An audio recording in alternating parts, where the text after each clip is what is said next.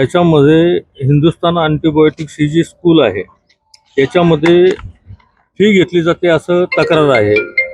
वास्तविक पाहता अनुदानित शाळेमध्ये कोणत्याही प्रकारची फी विद्यार्थ्यांकडून घेता येत नाही, हे सर्वश्रुत आहे, सर्वांना याचं नॉलेज आहे.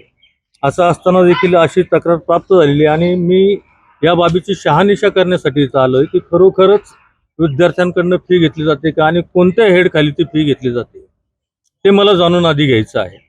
आणि याच्यामध्ये चौकशी केल्यानंतर जर असं आढळलं की यांनी खरोखरच विद्यार्थ्यांकडून फी घेतलेली आहे, म्हणजे समजा परीक्षा शुल्क असेल तर ती बाब वेगळी आहे, परंतु जर फी म्हटलं असेल आणि खरोखरच ती फी घेतली असेल तर 12ख खाली आपण चौकशी करून सदर शाळेची मान्यता रद्द करण्याचे प्रोव्हिजन आमच्या खात्याला त्याचे अधिकार आहेत आणि तशी शिफारस आम्ही पुणे जिल्हा परिषदेच्या शिक्षण अधिकाऱ्यांकडे करू शकतो. सर, पण शाळेला असं करता येते का की काही विद्यार्थ्यांनी जर फीस नाही भरली असेल तर त्यांना इतर विद्यार्थ्यांसमोर उभं करून त्यांचा फोटो काढून नाही, अतिशय चुकीचं आहे.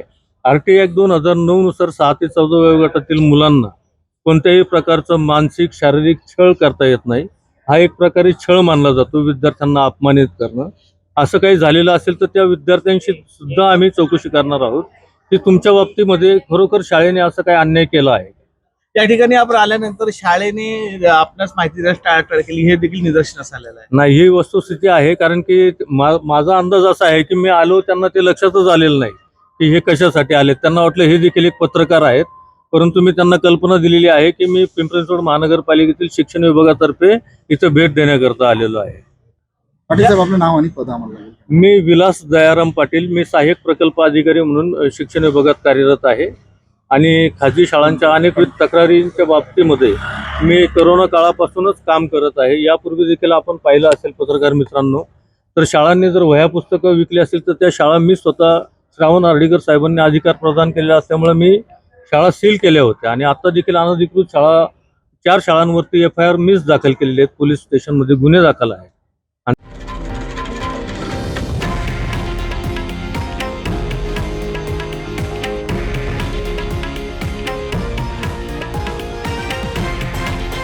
हे आहे देशातील नंबर 1 न्यूज नेटवर्क आणि आपण पाहत आहात TV9 मराठी, एकमेव.